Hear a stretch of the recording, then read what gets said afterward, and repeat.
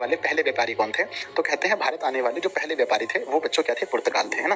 वो कौन थे? पुर्तगाली थे। भारत आने वाले जो पहले व्यापारी थे वो पुर्तगाली थे, ये आपको हमेशा पता है। और भारत की अगर हम खोज की बात करें, भारत की खोज की बात करें तो है ना पुर्तगाली, भारत के रास्ते की खोज, भारत की नहीं, तो भारत के रास्ते की खोज पुर्तगाली में ही नाम था उनका क्या?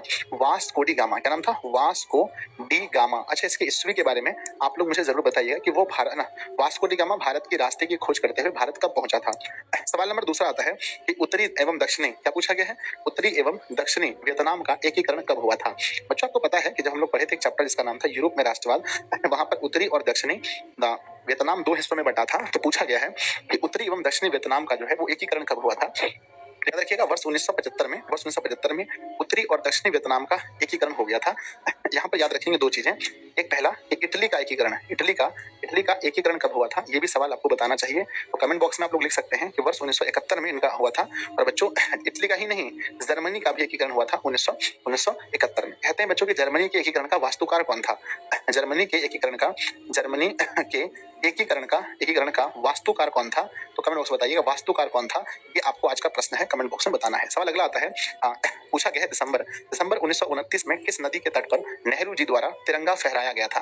किस नदी के तट पर नेहरू जी के द्वारा वर्ष 1919 में तिरंगा फहराया गया था? और बच्चों यहीं पर शपथ लिया गया था पूर्ण स्वतंत्रता का शपथ यहीं पर लिया गया था। तो आप कहेंगे सर वो नदी का नाम है ना, ध्यान दीजिएगा, यहीं पर पूर्ण स्वतंत्रता का भी जो है क्या किया गया था, वो नारा दिया गया था पूर्ण स्वतंत्रता का। किसके द्वारा? पूर्ण स्वतंत्रता का नारा दिया गया था जवाहरलाल नेहरू द्वारा। और वह नदी का नाम क्या है? उस नदी का नाम है रावी नदी, आपको याद होगा। रावी नदी के किनारे दिसंबर 1929 में झंडा फहराया गया था। सवाल नंबर अगला आता है कि क्रांतिकारी नेता सूर्य, है ना, क्रांतिकारी नेता सूर्य सेन का उपनाम क्या है? सूर्य सेन को और किस नाम से जानते हैं? कहते हैं बच्चों नेताजी है, मास्टरदा है, सरदार है या मुखिया है? तो कहते हैं कि क्रांतिकारी नेता सूर्य सेन का जो उपनाम था उसको लोग मास्टरदा के नाम से भी जानते हैं। मास्टरदा के नाम से, जैसे हम पूछें आपसे कि बापू जी के नाम से किसे जानते हैं? बापू जी के नाम से, तो आप कहेंगे सर बापू जी के नाम से गांधी जी को जानते हैं।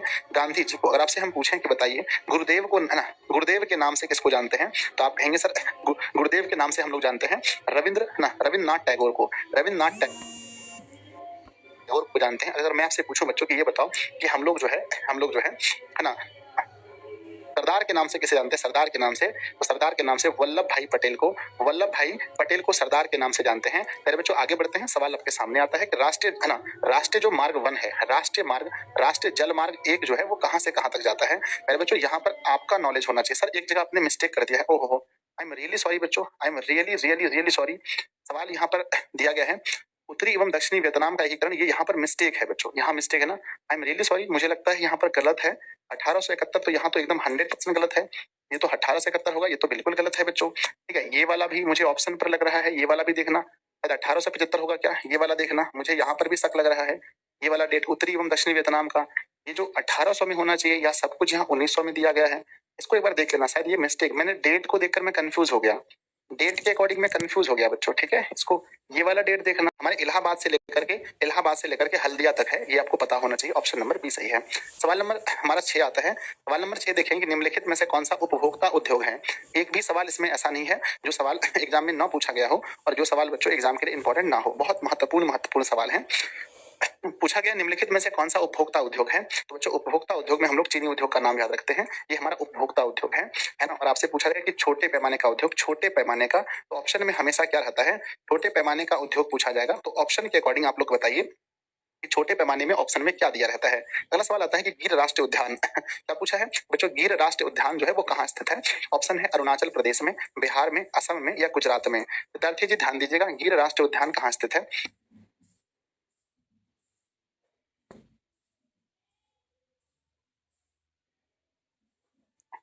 आइए बच्चों, तो कहते हैं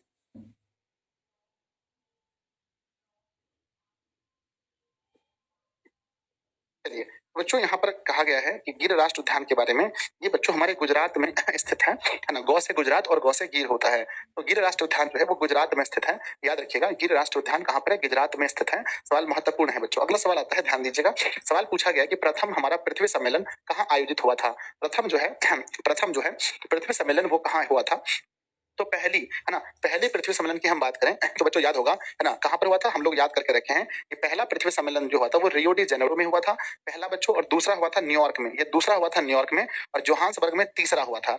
तो इस चीज को हमें याद रखना है कि पहला कहाँ हुआ था, दूसरा, तीसरा, क्योंकि एग्जाम में पूछा जाता है। सवाल नंबर 9 है, निम्न में से कौन सी खरीफ फसल है बच्चों, खरीफ फसल कौन सी है, ये क्वेश्चन बहुत ज्यादा रिपीटेड होते हैं।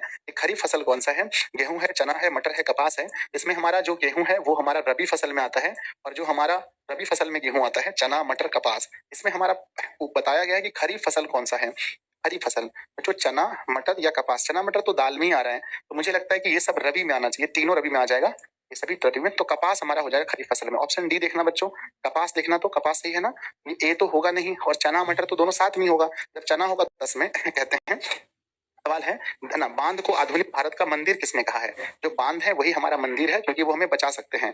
तो जो बांध होते हैं उसको आधुनिक भारत का मंदिर किसने कहा है, तो पहले बच्चों हम लोग याद किए थे किसने कहा था, तो पंडित नेहरू ने कहा है। ऑप्शन नंबर बी है, जिसको देखो ऑब्जेक्टिव में तो जिसको याद है बच्चों उसका सही होगा, कि पंडित नेहरू ने कहा था बांध को, ठीक है। तो 10 सवाल में आप लोग बताना कि कितने सवाल आपको अच्छे से याद थे, मिलती है या कहाँ सबसे अधिक है, ये सवाल होता है। तो मरुस्थलीय मृदा सबसे अधिक हम पूछें तो राजस्थान में मिलता है, राजस्थान में सबसे अधिक है। ऑप्शन नंबर बी होगा बच्चों, मरुस्थलीय मृदा सबसे अधिक राजस्थान में है। और आपसे सवाल ये पूछा जाए कि बच्चों ये बताओ कि जो है ना वो सीढ़ी नुमा खेती कहाँ होती है, सीढ़ी नुमा खेती, सीढ़ी नुमा खेती सबसे अधिक कहाँ होती है, तो आंसर में तब आता है हमारा कि सीढ़ी नुमा जो खेती होती है वो हमारा उत्तराखंड में होता है, उत्तराखंड में सीढ़ी नुमा खेती होता है, याद रखिएगा। सवाल अगला पूछा है, भारत का सबसे भारत का सबसे छोटा रेलवे क्षेत्र कौन सा है, सबसे छोटा, देखो भारत का सबसे बड़ा तो हमें याद है, भारत का सबसे बड़ा पूछा जाए, सबसे बड़ा पूछा जाए, सबसे बड़ा, तो बच्चों भारत का सबसे बड़ा कौन है, तो भारत का सबसे बड़ा है उत्तर रेलवे, कौन है, उत्तर रेलवे जो है, उत्तर रेलवे जो है वो भारत का सबसे बड़ा है। सबसे छोटा की बात करें तो उत्तर पूर्व रेलवे है। बहुत बच्चों को याद होगा कि भारत का जो सबसे छोटा है वो उत्तर पूर्व रेलवे है। अगर आपसे पूछा जाएगा कि बिहार में एकमात्र रेलवे का मुख्यालय कहाँ पर है, बिहार के बारे में पूछा जाए, बिहार का एकमात्र रेलवे मुख्यालय कहाँ पर है, बिहार का, तो बच्चों बिहार का एकमात्र है वो क्या ना, पूर्व मध्य रेलवे, क्या नाम है, पूर्व मध्य रेलवे बिहार में एकमात्र है, जिसका मुख्यालय कहाँ स्थित है, ये कमेंट बॉक्स में आपको बताना है कि पूर्व मध्य रेलवे का पूर्व मध्य रेलवे का रेलवे का मुख्यालय आपको कमेंट बॉक्स में लिखना है, क्योंकि आप सभी विद्यार्थी जी अपनी मेमोरी पर बहुत जोर देते हैं। सब बच्चे मुझे कॉल नहीं, अच्छा है, बहुत सुंदर है, बहुत अच्छा है, तैयारी भी अच्छा है आप लोग का, हम देख रहे हैं। प्रश्न पूछा है, निम्नलिखित में कौन सा लोकतंत्र का प्राण है, लोकतंत्र का प्राण कौन सा है बच्चों, ऑप्शन दिया है, सरकार है, न्यायपालिका, राजनीतिक दल या संविधान। तो ध्यान रखिएगा, लोकतंत्र का जो प्राण कहा जाता है वो राजनीतिक दल को ही कहते हैं, और लोकतंत्र का भगवान किसे कहते हैं, लोकतंत्र का भगवान कौन है बच्चों, भारतीय कम्युनिस्ट पार्टी के बारे में पूछा गया है, ईस्वी दिया गया है, ध्यान दीजिएगा। भारतीय कम्युनिस्ट पार्टी की स्थापना वर्ष 1925 में हुआ था बच्चों, ऑप्शन नंबर ए होगा, कम्युनिस्ट पार्टी की स्थापना 1925 में। अच्छा याद रखिएगा दो चीजें, पहला बच्चों कांग्रेस पार्टी की स्थापना, कांग्रेस का खूब पूछा जाता है एग्जाम में, लगभग हर एक साल के बाद कांग्रेस पार्टी की स्थापना एग्जाम में पूछा ही जाता है, कोई नहीं काट सकता इसको। सर ये हुआ था, इसमें 1885 में हुआ था, 1885 में, ठीक है। और बीजेपी पार्टी की जो स्थापना, बीजेपी पार्टी की स्थापना ये बच्चों 1980 में हुआ था, ठीक है, आप इसको याद रखेंगे। जदयू का हो गया था 1999 में, ये भी बहुत जरूरी है। अगला आता है, किसने कहा था लोकतंत्र, किसने कहा था लोकतंत्र जनता का, जनता के लिए और जनता के द्वारा शासन है। हर सवाल को देखेंगे इस पे मुहर लगा हुआ है, ये सवाल महत्वपूर्ण है, हर सवाल में मुहर लगा हुआ है कि ये सवाल बहुत महत्वपूर्ण है, परीक्षा की दृष्टि से बहुत महत्वपूर्ण सवाल है। तो बच्चों किसने कहा था ऐसा, तो अब्राहम लिंकन ने कहा था।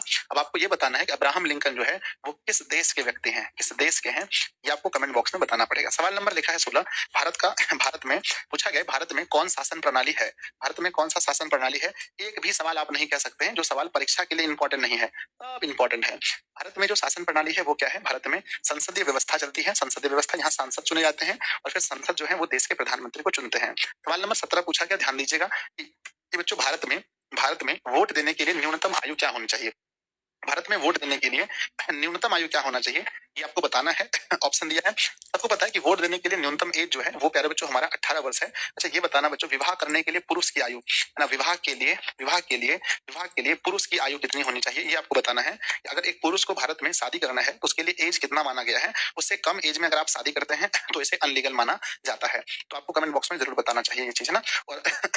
और बच्चों आगे बढ़ते हैं, सवाल नंबर 18 में पूछा गया है, लोकतंत्र की जो सफलता है, लोकतंत्र की जो सफलता है वो है ना, की चुनौती क्या है, जो हमारे लोकतंत्र है उसकी सफलता की चुनौती कौन कौन सी है? तो पहला ऑप्शन है हमारे पास अफसरशाही है और शिक्षा है, जातिवाद है या सभी।